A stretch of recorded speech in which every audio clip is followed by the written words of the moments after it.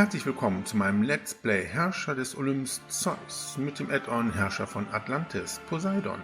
Ich bin euer Dominus und wir spielen das zweite Abenteuer aus unserem Add-on Herrscher von Atlantis, Poseidon mit dem Titel Erleuchtung im Westen. Nun, da Atlantis sicher ist, lockt ihr Wissensdurst die Atlantiden nach Westen. Der Schwierigkeitsgrad dieses Abenteuers ist überdurchschnittlich. Es besteht aus 4 Heimatstadt- und 3 Kolonie-Episoden. Ja, dann schauen wir mal, was uns bei der ersten Episode erwartet. Ruhe bitte. Darf ich den Rat zur Ordnung rufen? Azais, Diaprepes, streitet nicht um das letzte Stück gebratenen Fleisches. Die Köche werden gleich Nachschub bringen. Damit rief Athlon, der Hochkönig von Atlantis, den Rat von Atlantis, eine Zusammenkunft der Herrscher der 10 atlantischen Königreiche zur Ordnung. Nun ein Bericht von Stavros, dem Anführer der großen Expedition nach Westen. Ein vierschrötiger, braungebrannter Mann stand auf und sagte: Wohlan, was ich im Westen gesehen habe, wird euch zum Erstaunen gereichen. Ich fand ein neues Land mit verblüffenden Tieren wie Ozelots, Ottern, Seekühen und Geckos. Und erst die Bäume. Große Laubbäume wie Mangroven, Buchen und Mahagoni bedeckten das ganze Land. Und wie erfuhr ich von all diesen Tieren und Pflanzen? Von den Bewohnern. Sie nennen sich Mayas. Was für Schönheiten. Der Rat entschied einstimmig, dass eine eingehendere Erforschung der Länder im Westen dringend geboten sei und dass einer der Herrscher von Atlantis die Expedition persönlich leiten sollte. Du, als Herrscher über das westlichste Königreich, bist ausersehen worden, die Expeditionen zu leiten. Leider ist die alte Hauptstadt deines Königreiches kaum als Ausgangspunkt für Weiterreisen geeignet. Es muss eine neue Stadt erbaut werden, die weite Reisen über das Meer ermöglicht. Nachdem alle Angelegenheiten den Kontinent Atlantis betreffend erörtert waren, beendete der Rat seine Sitzung mit einer Rezitation der Symphonia Ithikos. Durch diesen heiligen Pakt, der durch Atlas persönlich zwischen den Atlantiden und den Göttern geschlossen wurde, schwören alle Atlantiden, Wissen und Bildung hochzuhalten und Krieg sowie Blutvergießen zu vermeiden, es sei denn zur Selbstverteidigung. Die erste Episode unseres Abenteuers Erleuchtung im Westen trägt auch den Namen Auf nach Westen. Unsere Expeditionen nach Westen haben neue Länder entdeckt, und zwar Ländereien der Mayas. Um diese noch weiter zu studieren, brauchen wir eine neue Stadt im Westen, damit wir von da aus unsere Expeditionen starten können. Ja, und diese neue Stadt muss mindestens 1200 Personen in einer Wohnung der Kategorie Stadthaus oder besser beherbergen. Wir müssen aber auch 48 Marmorplatten und 20 Krüge Olivenöl für die Kolonie zur Verfügung stellen.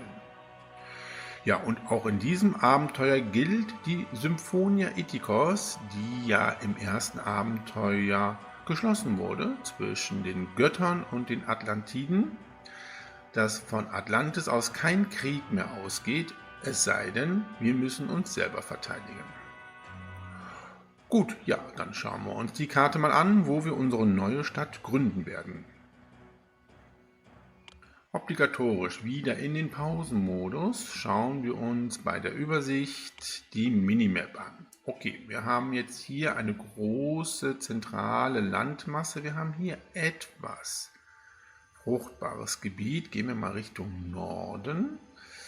Okay, haben wir hier Orikalvorkommen und hier eine große Terrassierung. Ah ja, so eine Art Plateau. Ja, gehen wir mal wieder Richtung Süden. Haben wir hier sehr weit im Süden große Marmorvorkommen. Okay, hier haben wir einen Durchgang. Gehen wir mal Richtung Westen. Kommt hier nämlich die Küstenlinie. Genau. Also im Westen haben wir hier unsere Küste. Gehen wir mal weiter hoch. Also die Insel bzw. die Karte ist recht groß, aber recht unfruchtbar, wenn ich das mal so sagen darf. Ja. Also bauen können wir hier wirklich viel. Nur anbauen können wir wohl nicht viel. Dann gucken wir mal direkt, was wir überhaupt produzieren können. In der Landwirtschaft haben wir Bei den Farmen nur die Weizenfarmen und bei den Plantagen können wir nur Oliven anbauen. Bei Gewerbe haben wir bei den Rohmaterialien die Steinmetzwerkstatt und die Metallhütte, also Marmor und Orchikal können wir herstellen. Produzieren können wir nur Olivenöl. Ja, das ist recht wenig. So, bei Vertrieb haben wir alle Bauoptionen, auch schon die ersten Handelspartner. Bei Gesundheit und Sicherheit haben wir alle Bauoptionen. Bei Verwaltung auch. Ein Hippodrom können wir zu Anfang nicht bauen. Das ist ja schade. Bei der Wissenschaft haben wir alle Bauoptionen. Bei der Mythologie können wir die Säulen des Atlas bauen. Wir können für Atlas sein Heiligtum bauen, nachdem er jetzt zu einem Gott geworden ist. Beim Militär haben wir nur Befestigungen und zwar die Mauer und das Stadttor. Bei der Ästhetik haben wir bei den Verschönerungen Säulen, Park, Wasserspiel, Prachtstraßen und Alleen. Das ist schön, dass wir die schon mal haben. Und bei den Erholungsgebieten haben wir wieder auch eine große Auswahl an Verschönerungen. Das ist sehr gut. Ja, Orchikal, Marmor und Olivenöl können wir herstellen. Dann schauen wir mal auf die Weltkarte. Unsere Stadt heißt Autoch und liegt auf einer Insel weit im Westen von Atlantis.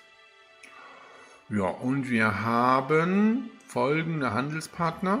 Die alte Hauptstadt Atlantis kauft Bronze und Orchikal und verkauft uns Olivenöl. Ampha kauft Weizen, verkauft uns Orangen, Holz und Rüstungen. Neusus kauft Holz und schwarzen Marmor, verkauft uns Orchikal und Skulpturen. Ja, dann haben wir hier einen neuen Verbündeten, Actium, kauft Rüstung und Skulpturen, verkauft uns Weizen und Wein. Und Diaprea kauft Marmor und verkauft uns Wolle und schwarzen Marmor. Dann haben wir noch die Purpurinseln. Ja, und hier haben wir noch Xiliuf. Aus dem ersten Abenteuer wissen wir ja, dass das die Ozeaniden sind. Und hier in Mittelamerika haben wir Palanque. Da können wir auch noch nichts Großartiges zu sagen. Gut, dann würde ich sagen, ist der Plan, dass wir erstmal hier in dieser zentralen Landmasse unsere Stadt aufbauen. Wir haben ja nur die kleinen Bereiche hier, die wir landwirtschaftlich nutzen können. Das müssen wir tatsächlich optimal auch ausnutzen. Der Nachteil ist, dass wir nur Handelswege über See haben. Das heißt, hier müssen die ganzen Piere hin. Die Wege sind dann doch recht weit. Aber das müssen wir jetzt nun in Kauf nehmen. Ja, und dann würde ich sagen, bauen wir jetzt hier unser erstes Wohngebiet auf.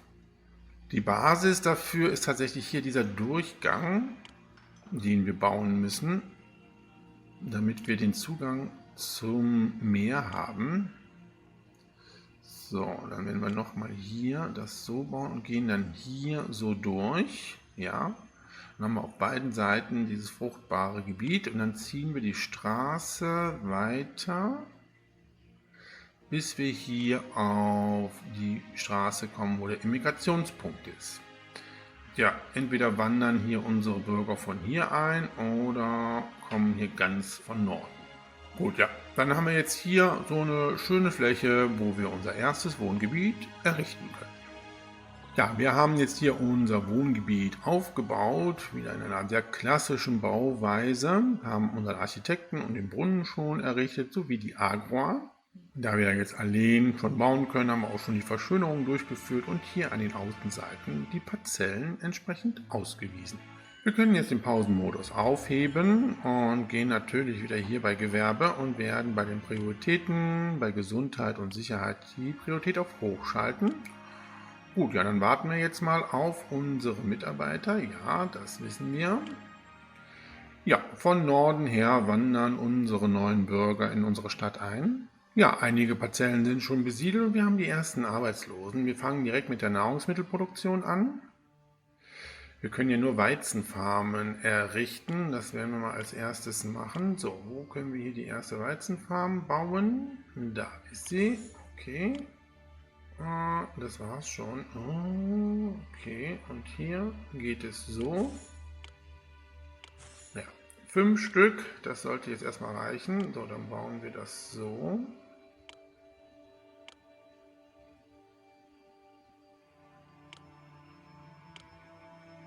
Dann kann hier die Sperre hin.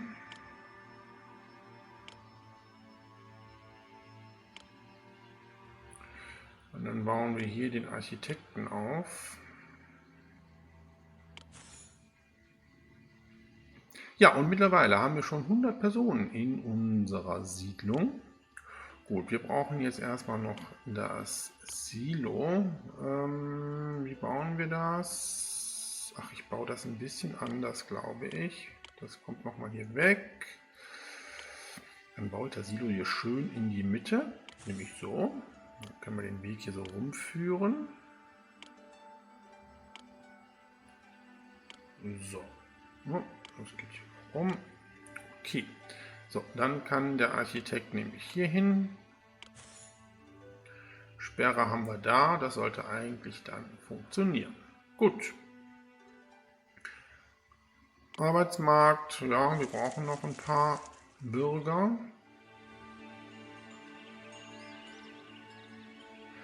Aber da kommen noch welche. Sehr gut. Ja, wir müssen jetzt erstmal warten, bis wir etwas Weizen im Silo haben. Wir haben April, noch ein paar Monate warten. Wir können allerdings schon mal den Lebensmittelhändler hier auf der Agora platzieren.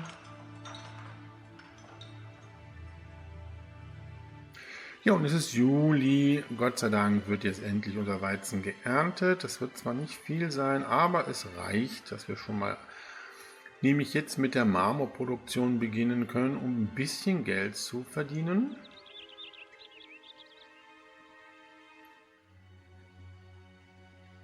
So, Marktfrau ist schon auf dem Weg, das ist gut.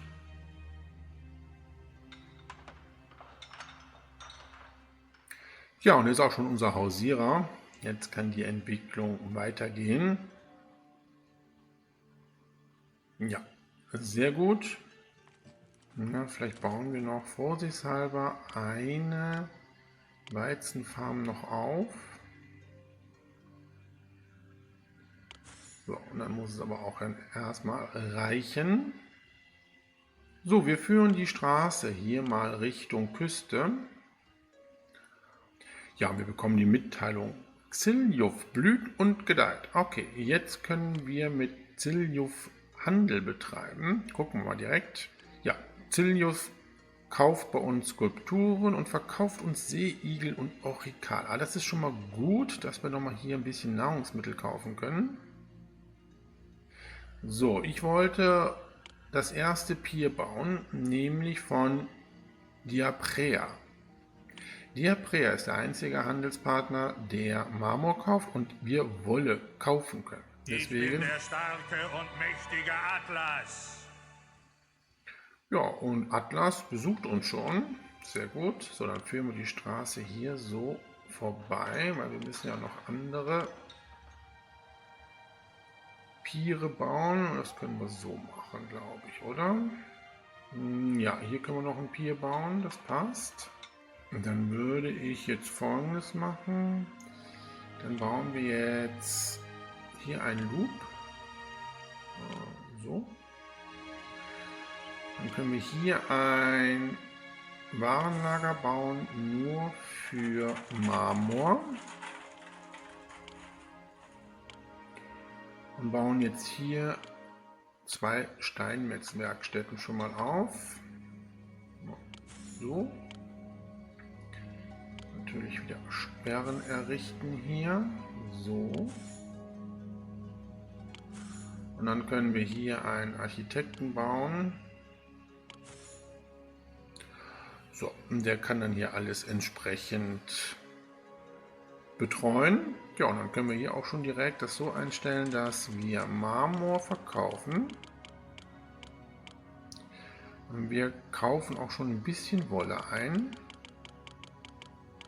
Ja, so 8 Einheiten. Das Geld haben wir noch. Ja, und werden jetzt hier ein Warenlager bauen. Ja. Zwar hier. So. Und dann kann hier entsprechend Wolle jetzt gefordert werden. Auch 8 Einheiten. So, Arbeitsmarkt. Ja, können wir mal auf hoch stellen. Wobei, so viel Geld haben wir gar nicht mehr. Wir könnten Atlantis mal um Geld bitten. Dankeschön.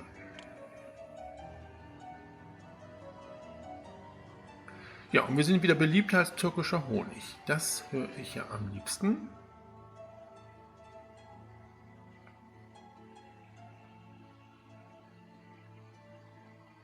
Ja, wir müssen jetzt erstmal warten, bis wir wieder Nahrungsmittel geerntet haben und bis die erste Wolle im Warenlager ist.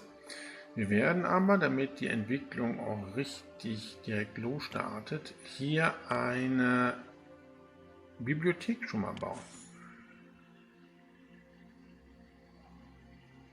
Ja, und da sehen wir auch schon unseren Bibliothekar. Wunderbar, unsere Gebäude entwickeln sich weiter. Ja, und dann baue ich doch direkt schon hier auf der Agora den Wollhändler auf.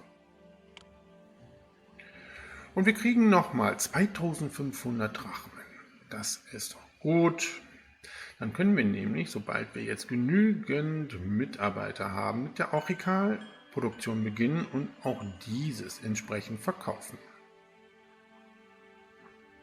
Wir haben erst Februar und wir sehen, dass auf der Agora unser Lebensmittelhändler keine Nahrungsmittel mehr hat. Ja, und es wandern jetzt ganz viele neue Bürger ein.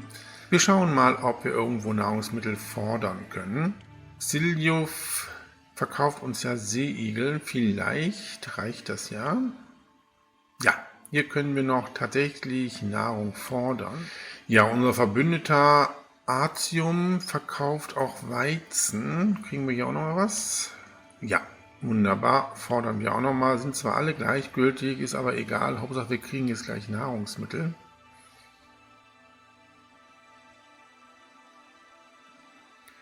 Ja, und unser Wollhändler hat schon die Wolle geholt. Das gibt jetzt hier gleich eine ziemlich starke Einwanderung von neuen Bürgern.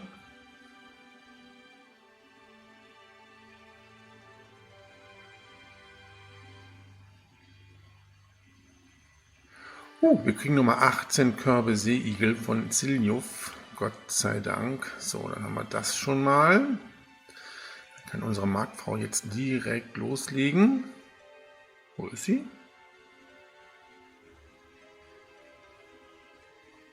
Ah, da ist sie. Gut, wir haben die ersten Arbeitslosen. Wunderbar. Beginnen wir jetzt hier mit der Aurikal Produktion. Dafür nehmen wir mal ein bisschen hier den Wald weg. So, das ist natürlich jetzt alles sehr weit entfernt, wenn wir dieses hier entsprechend verkaufen wollen. Ich denke mir mal, wir kommen hier, glaube ich, hoch. Ja, sehr gut. Dann müssen wir tatsächlich jetzt hier so einen Weg mal bauen. So.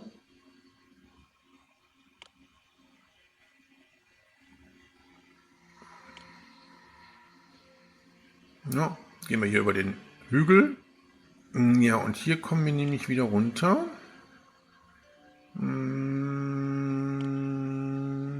So. Ja, sehr gut.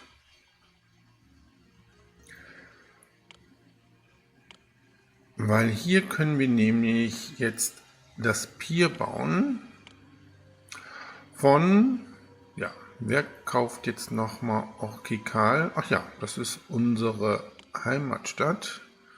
So, wir können nirgendwo anders was bauen, außer hier.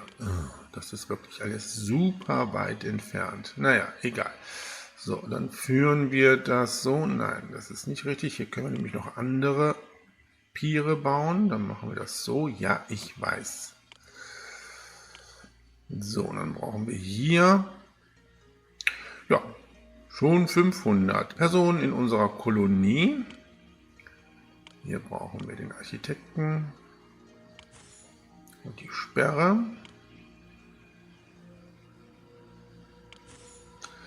So, dann können wir das hier schon mal einstellen, dass wir Aurikal verkaufen. So, und dann führen wir auch noch mal den Weg hier entlang. So. Und verbinden das hiermit. So. Ja, das ist gut. Ja, und wir kriegen von Artium auch nochmal Weizen geschenkt. 12 Weizengaben. Sehr gut. Dann haben wir das, glaube ich, jetzt gut überbrückt. Wir haben nämlich Juni. Ja, und die Gesundheit nimmt ab. Ja, bevor wir mit der Aurikalproduktion beginnen, noch schnell die Klinik errichten. Die können wir tatsächlich hier hinbauen. Sehr gut. Ja, und unser Wohngebiet hat sich wirklich sehr gut entwickelt. Jede Menge neue Bürger, die einwandern, und Arbeitslose. Passt wunderbar. Metallhütten können wir jetzt hier errichten. Nur 2 Stück reichen, glaube ich, jetzt erstmal. Und natürlich das Warenlager dafür. Das kann hier hin. So, dann Sperren nicht vergessen. Der Architekt kann hier hin.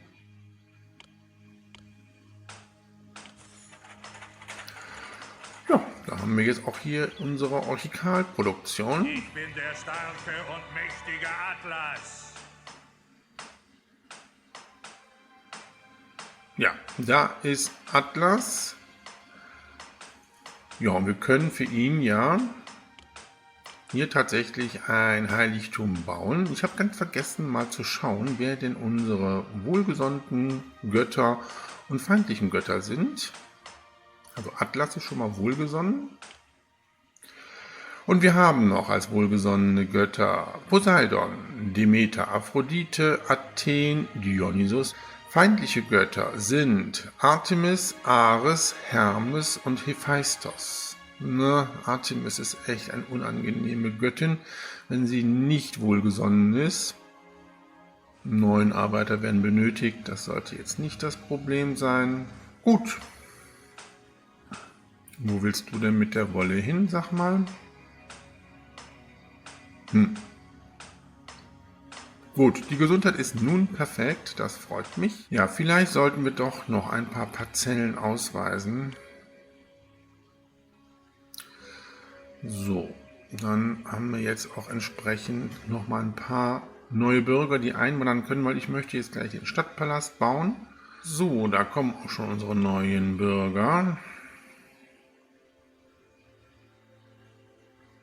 Gut, dann würde ich jetzt noch mal eine Steinmetzwerkstatt bauen. Hier. Oh, ich habe vergessen, das Warenlager einzustellen hier bei unserer Aurikalproduktion. Deswegen ist ja die Wolle jetzt drinnen. Ich habe mich schon gewundert, was der mit der Wolle wollte. So, das müssen wir durch einstellen. Nee. So, erstmal leeren und hier annehmen. So.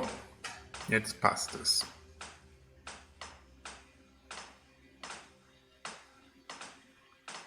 Ja, und ihr seht jetzt der Weg von diesem Warenlager. Hier über diesen Weg bis hierhin ist wirklich super weit. Aber das ist nun mal halt in dieser Karte so. Schade, dass wir Hermes tatsächlich als feindlich gesinnten Gott haben. Ein Heiligtum für ihn, dann werden unsere Karrenschieber doch ein bisschen schneller sein. Naja gut, da wird das erste Aurikal schon zum Pier gebracht. Gut, dann können wir jetzt auch ein bisschen mehr verkaufen.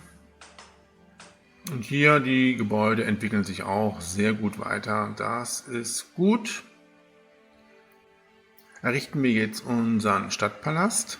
Den Stadtpalast errichte ich hier genau an dieser Kreuzung. Dann nehme ich jetzt das hier so ein bisschen weg. So. Und dann kann ich den so schön genau hierhin platzieren. Machen wir mal so. Das sieht doch schick aus. Dann führen wir die Straßen wieder hier rum.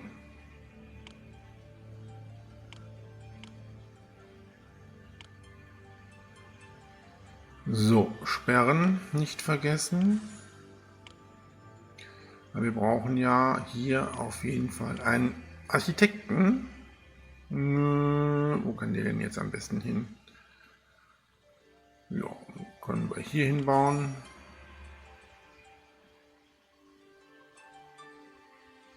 Und obwohl ich kein Geld habe, gibt es natürlich noch Verschönerungen. Alleen. Hier. So. Ja, hier muss auch noch eine Sperre hin. Und dann können wir schon das Steuerbüro bauen. So, jetzt haben wir aber wieder genug gebaut. Unsere Stadtkasse neigt sich gefährlich. So, aber wir können jetzt auch ein bisschen Steuern jetzt hier generieren. Wir verkaufen Orchikal. Ja, und wir sollten jetzt hier auch unsere Wohnungen weiterentwickeln.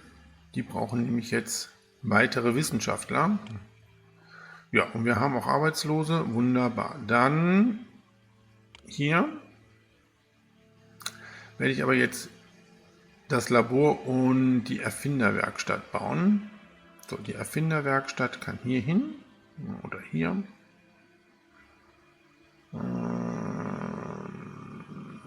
Bauen wir das so. Da haben wir noch ein bisschen Platz für Verschönerungen. Ja, das können wir ruhig so machen. So, und dann kommt jetzt das Labor hier hin. Also ich finde, das sieht schon richtig gut aus hier.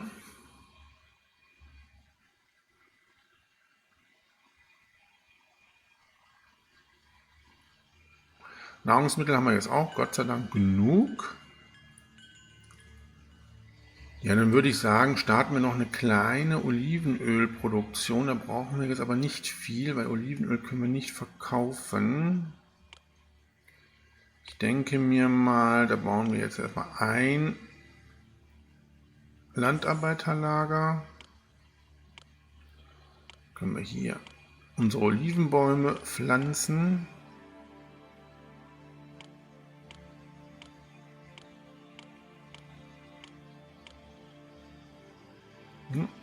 Einen zu viel.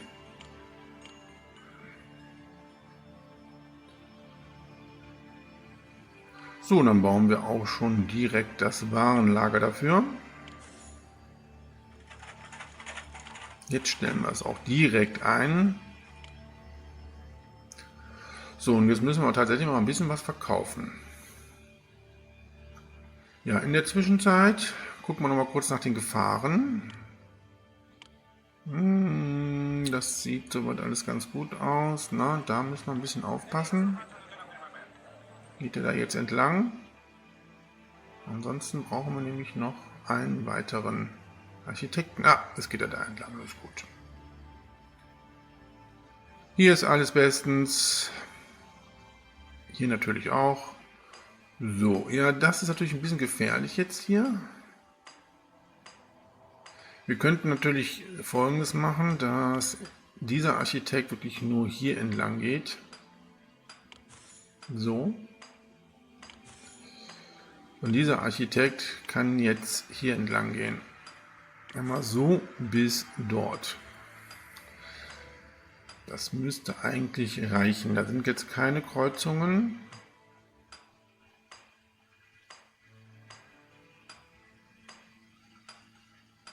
Gucken wir mal, ob er bis da unten hingeht.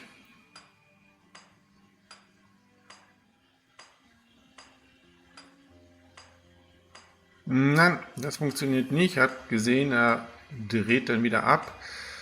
Das funktioniert auch nicht so, wie ich mir das vorstelle. Ja, dann bauen wir noch einen zusätzlichen Architekten hier auf. So. Dann kann die Sperre wieder hier hin. Und diese Sperre kann weg. Ja. Und dann nehmen wir das hier auch weg. Dann kann der hier beides machen. Gut.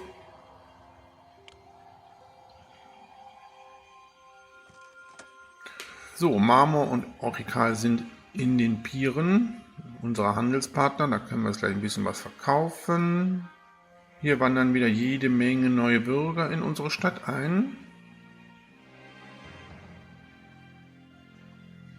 Oh, Artium schenkt uns Wein. Später. Da brauche ich ein Warenlager für.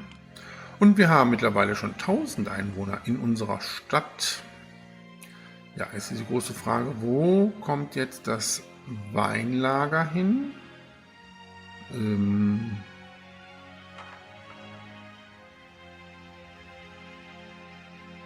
Bauen wir es mal so. Und dann machen wir jetzt nämlich Folgendes.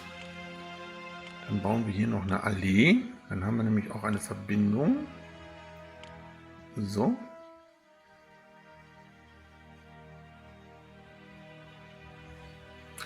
Und dann kann hier entsprechend Wein angenommen werden.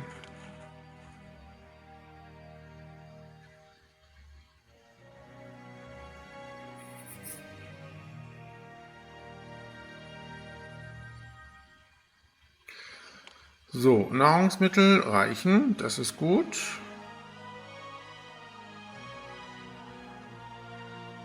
Und, oh ja, wir haben 19% Arbeitslose. Aber das Lohnniveau ist auf hoch. Wir nehmen den Wein an. Vielen Dank. Das kann erstmal auf normal gestellt werden jetzt. So, und dann bauen wir schon mal die 2 Olivenpressen auf. Ja, die können wir jetzt hier hinbauen. Und dann bauen wir das nämlich so rum. Sehr schön. Ich bin der starke und mächtige Atlas. Ja, für dich möchte ich in dieser Episode schon ein Heiligtum bauen und wir bauen nochmal einen Architekten hier auf. So, komm, dann bauen wir... Ne, wir haben eigentlich genug Nahrungsmittel im Moment, da müssen wir jetzt eigentlich nichts machen. Können wir wirklich kein Olivenöl verkaufen? Ich gucke nochmal eben kurz. Nein, das ist alles nichts. Nein, nein. Nein, also wirklich, wir brauchen nicht so viel Olivenöl zu produzieren. Das reicht voll und ganz. Ja, bauen wir noch eine Metallhütte, aber dann reicht das, glaube ich, auch. Na, die Sperre versetzen hier.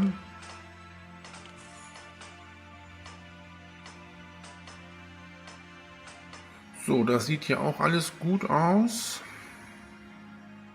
Na komm, bauen wir doch noch ein Landarbeiterlager auf. Wir müssen ja auch noch Olivenöl für die Kolonie zur Verfügung stellen.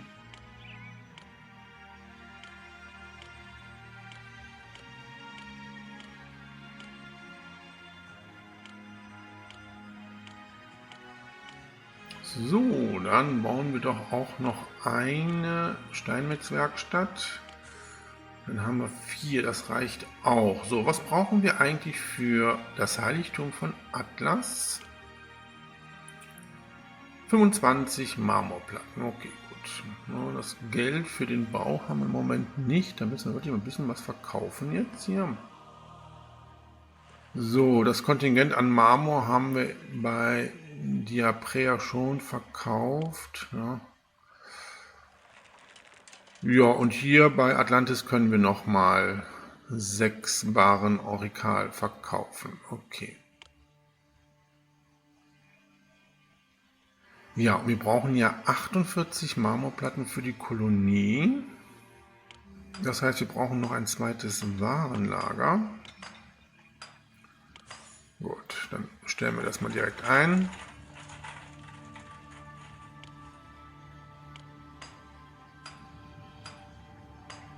So, und hier passt noch eine Olivenpresse rein.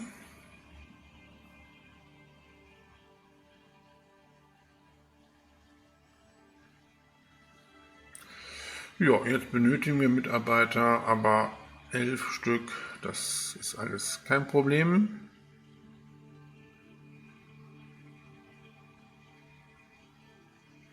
Ein neues Jahr hat begonnen und im Januar werden unsere Oliven geerntet. Das sehen wir jetzt hier. Das heißt, wir können jetzt Olivenöl produzieren. Der starke und mächtige Atlas. Ja, unser Atlas ist sehr oft bei uns. Und ich denke mir, wir werden ihm auch gleich ein Heiligtum bauen. Vorerst werde ich aber schon mal den Ölhändler auf der Agora platzieren.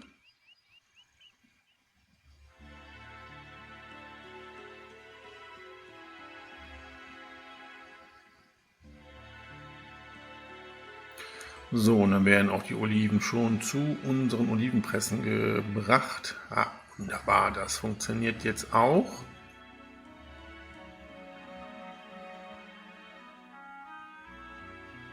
So, und im neuen Jahr kommen natürlich auch unsere Handelspartner wieder. Und ich sehe, dass jede Menge Waren schon in den Pieren sind. Da wird jetzt gerade Aurikal gekauft. Ach, sehr schön. Ja, und Marmor produzieren wir jetzt auch mehr als genug.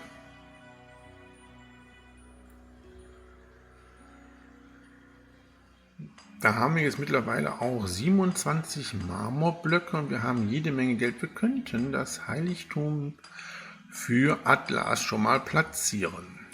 Ja, ich finde ja hier dieses Plateau in der Nähe unseres Aurikalvorkommens ja sehr gut.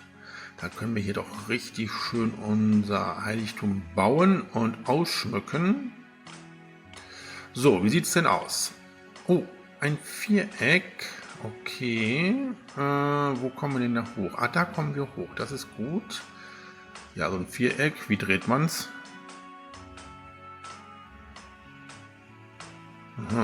Okay. Also. So. Oh ja, das ist so ein Heiligtum, wo man nicht weiß, wo vorne und hinten ist. Sehr schön. Wir können hier hochkommen. Oh, das passt aber gerade. Dann machen wir das mal so. Ja. Und jetzt kriegen wir die erste Forderung. Atlantis braucht Aurikal. Und zwar 11 Barren. Ja, da haben wir mehr als genug im Warenlager. Können wir direkt verschicken. Wunderbar. So, dann können wir hier mit der Straße raus.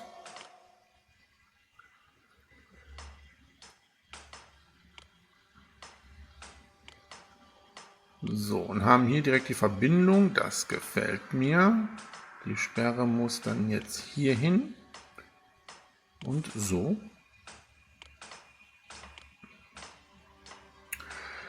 Gut, und dann können wir nämlich die Kunsthandwerker-Gilden hier hinbauen.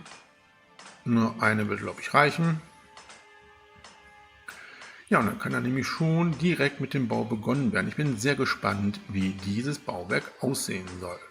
Ja, und der Weg ist natürlich jetzt auch weit, den jetzt hier unsere Elefanten mit den Baustoffen zum Heiligtum gehen müssen. Na gut. Aber ich denke mal, wir produzieren jede Menge Marmor.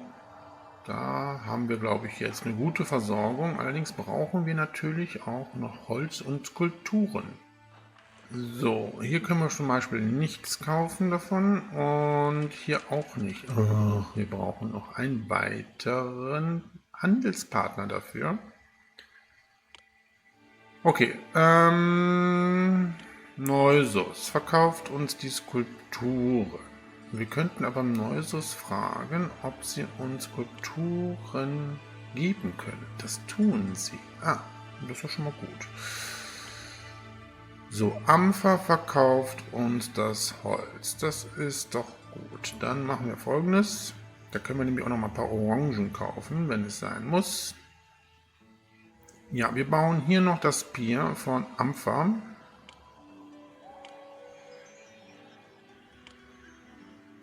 So, das passt nämlich noch genau hier hin.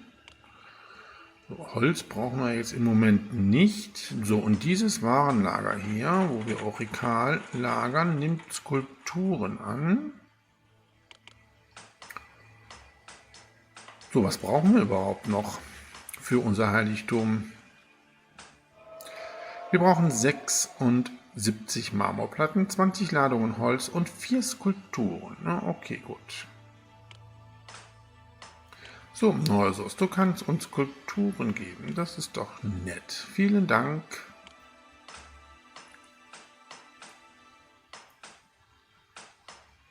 Ja, und wir sehen, dass mittlerweile auch schon das Olivenöl bei unseren Bürgern angekommen ist. Sehr gut. Arbeitsmarkt, ja, da brauchen wir jetzt jede Menge, aber da wandern jetzt auch jede Menge ein. Das gefällt mir. So, ein paar Verschönerungen. Ein bisschen Geld habe ich ja jetzt hier. Säule. Ich liebe Säule. So, das ist nett. Und dann noch die ionischen, die gehen nämlich dann hier so hin. So. Perfekt. Ja, wir brauchen noch die 1200 Personen in der Wohnung der Kategorie Stadthaus. Das heißt, wir brauchen nochmal entsprechend Wissenschaftler. Das ist das nächste, was wir noch bauen.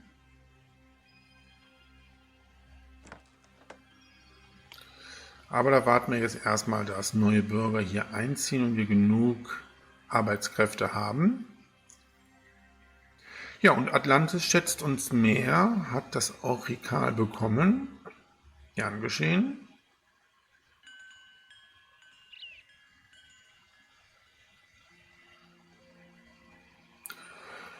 So, und mittlerweile brauchen wir nur noch 6 Arbeiter und da kommen noch weitere Bürger. Ja, dann sorgen wir jetzt für weitere Wissenschaftler. Wir bauen das Observatorium, das kann hier hin. Ja, so.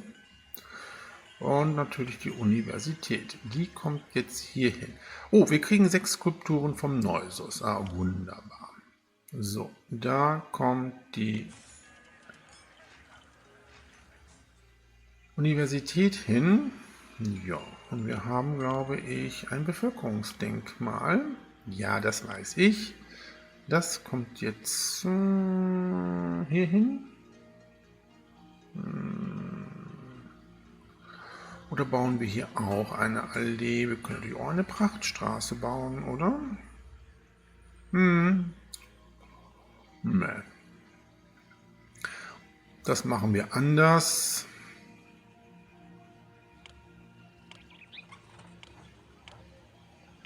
Jetzt hier eine Allee, so ein Stückchen.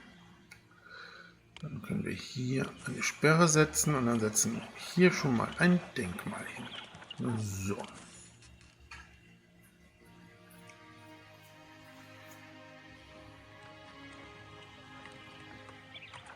Oh, wir kriegen Holz von Ampfer geschenkt. Oh, das ist aber nett. Das finde ich sehr gut. Später. Ja komm, dann müssen wir jetzt hier tatsächlich noch ein Warenlager bauen. Das bauen wir jetzt hier hin. Dann machen wir das so. Hier kann das Holz angenommen werden und auch nochmal Aurikal. Dann haben wir die Baustoffe relativ nah an unserem Heiligtum. Und unsere Wohnhäuser haben sich weiterentwickelt. Allerdings fehlt jetzt hier entsprechend Attraktivität. Das ist ganz gut. Dann können wir nämlich jetzt hier die Entwicklung der Wohngebäude gut steuern, damit wir nicht so eine große Bevölkerungsexplosion jetzt hier haben. Und zwar mit Parkanlagen werden wir jetzt hier mal so ein paar Wohngebäude schon mal entwickeln lassen. So. Wir nehmen das Holz an, vielen Dank. So, machen wir mal hier die ganze Reihe. Und dann gucken wir mal, ob wir hier die 1200 Einwohner dann generieren können.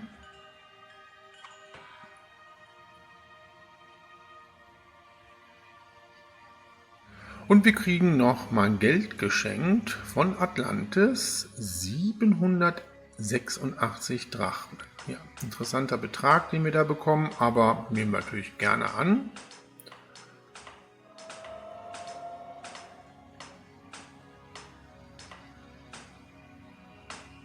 Gut, wir brauchen 20 Holzbretter. Dann werden wir hier da schon mal einstellen, dass hier 20 Holzbretter eingelagert werden können. Und dann kaufen wir das Holz auch schon mal ein.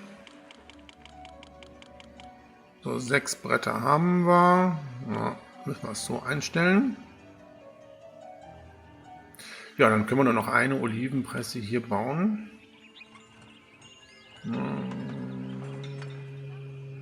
So.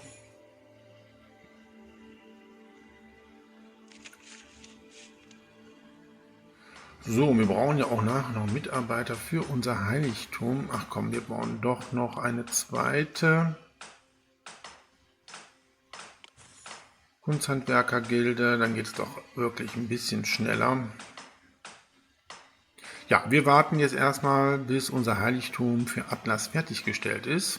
Und wir müssen in unserer Stadt doch noch ein paar Wohngebäude weiterentwickeln.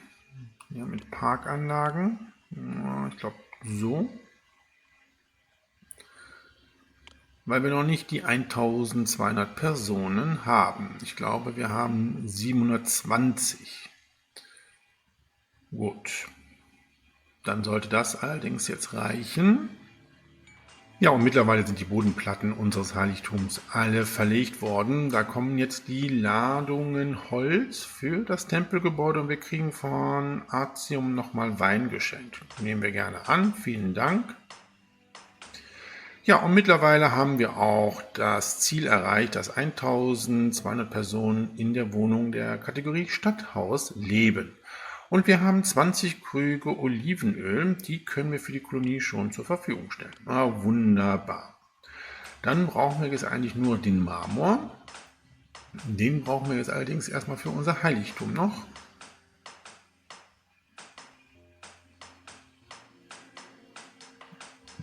Ja, und ein Zufriedenheitsdenkmal steht zur Verfügung. Und das ist ja schön. Gut, ja, das Tempelgebäude ist fast fertiggestellt. Oh, unser Warenlager hier ist voll mit Orchikal und da kommt gerade eine Holzladung. Dann werden wir hier in dem Warenlager auch nochmal Holz annehmen, damit unser Elefantchen nicht den Weg umsonst gegangen ist. So, das ist gut. Wir brauchen jetzt noch 4 Ladungen Holz und 4 Skulpturen und 28 Ladungen Marmor. Holzeinkauf können wir hier stoppen. Ja, in unserer Stadt sieht alles bestens aus. Nahrungsmittel haben wir genug, Wolle haben wir genug, Olivenöl haben wir genug, alles super. Ja, und wir haben ja auch noch ein Denkmal jetzt. Das können wir nämlich jetzt hier hinbauen. Und dann finde ich das ganz toll.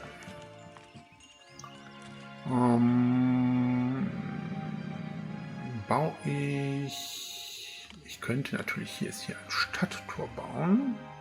Ach nee, das passt gar nicht hier hin. Ja, Stadttor bauen wir da nicht. Was wir allerdings hier bauen könnten, das finde ich ganz schick, wäre eine Prachtstraße.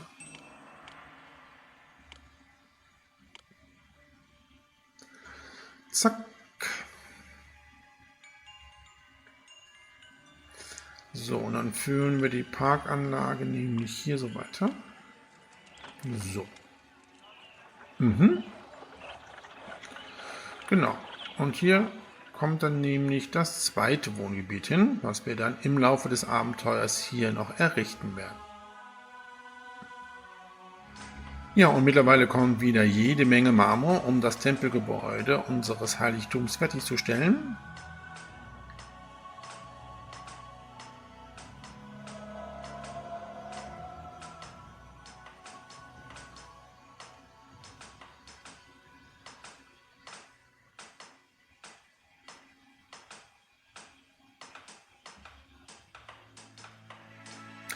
Ja, sehr schön. So, jetzt kommen die Skulpturen, das ist auch gut. Wir brauchen zwar nur 4, haben wir noch 2 übrig, aber wer weiß, wofür wir die noch alle brauchen. Ja, da sind die Skulpturen jetzt aufgestellt worden und Atlas guckt immer in einer Richtung. Nämlich so, dann haben wir das Heiligtum ja doch richtig aufgebaut, dass er schön nach hier hin guckt. Gefällt mir gut. Ja, wir nähern uns auch allmählich dem Abschluss unserer Bauarbeiten.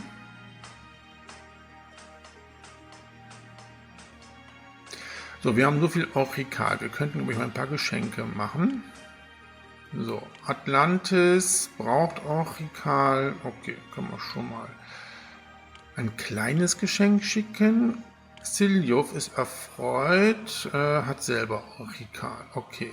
Die sind auch nicht alle erfreut, ne? Ja. Braucht man eigentlich gar nichts großartig zu verschenken, ne? Naja.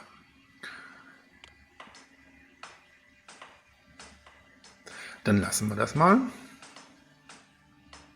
Oder vielleicht doch, komm, Ampfer kriegt auch nochmal Orchikal ein kleines Geschenk. Artium, die kriegen jetzt alle ein kleines Geschenk. Orchikal. So, Diaprea auch. Nur Xiliov kriegt keins, weil die das selber produzieren. Habe ich jetzt Neusus vergessen? Könnte sein. Egal.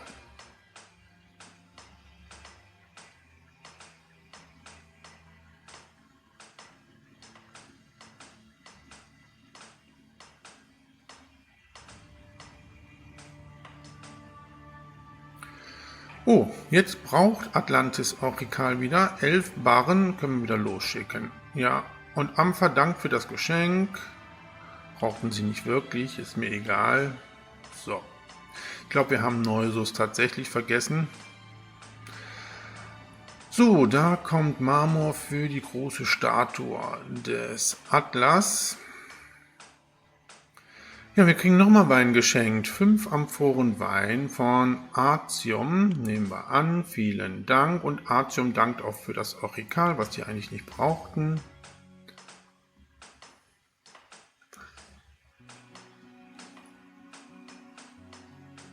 So, und da kommt auch schon die letzte Marmorladung.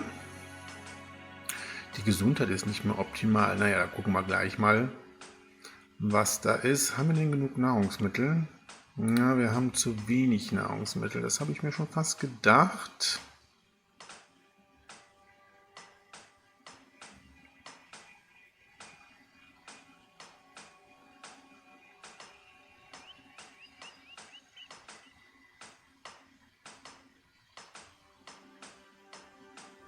So, unser Heiligtum für Atlas ist fertig. Ja, wir brauchen jetzt Mitarbeiter, ich weiß.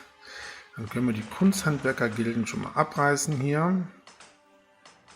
Ja, und was kann Atlas so, wenn er in unserer Stadt ist? Also Steinmetzwerkstätten arbeiten schneller und Kunsthandwerker-Gilden werden mit einem zusätzlichen Arbeiter ausgestattet. Ja, er kann Metallhütten und Sägemühlen segnen. Ja, und wenn wir Atlas anbeten, kann er den Bau von Heiligtümern und von Pyramiden beschleunigen. Haben wir ihn als feindlichen Gott, verflucht er unsere Steinmetzwerkstätten, Kunsthandwerkergilden und Schwarzmarmorwerkstätten. Marmor und Schwarzmarmor kann er nicht mehr abgebaut werden. Ja, und Menschen, die ihm begegnen, verwandelt er in Stein. Ja, so viel zu unserer neuen Gottheit hier. So, Nahrungsmittel haben wir aber hier genug. Das sollte eigentlich reichen. So, wir brauchen nur noch die 48 Marmorplatten für die Kolonie. Da machen wir jetzt Folgendes. Wir werden jetzt hier den Verkauf stoppen und haben somit auch die 48 Marmorplatten für die Kolonie. Können wir sammeln. Wunderbar. Und damit haben wir alles geschafft. Wir können hier den Verkauf wieder starten. Und somit schließen wir die Episode des zweiten Abenteuers von dem Add-on Herrscher von Atlantis Poseidon erfolgreich ab. Da Autoch nunmehr blüht und gedeiht, wird es Zeit aufzubrechen und in einem neuen Land eine Kolonie zu gründen. Wer weiß, welche erstaunlichen Entdeckungen deine harren. Lexor, einer deiner ergebenen Berater, hat eingewilligt, über Autoch zu herrschen, während du zu einem neuen Abenteuer aufbrichst. Ja, das war ein guter Start unseres Abenteuers Auf nach Westen mit der Gründung unserer Stadt Autoch. Ja, und bei der zweiten Episode dieses Abenteuers gründen wir schon unsere erste Kolonie. Ich hoffe, ihr seid mit dabei. Bis dahin sage ich Tschüss. Euer Dominus.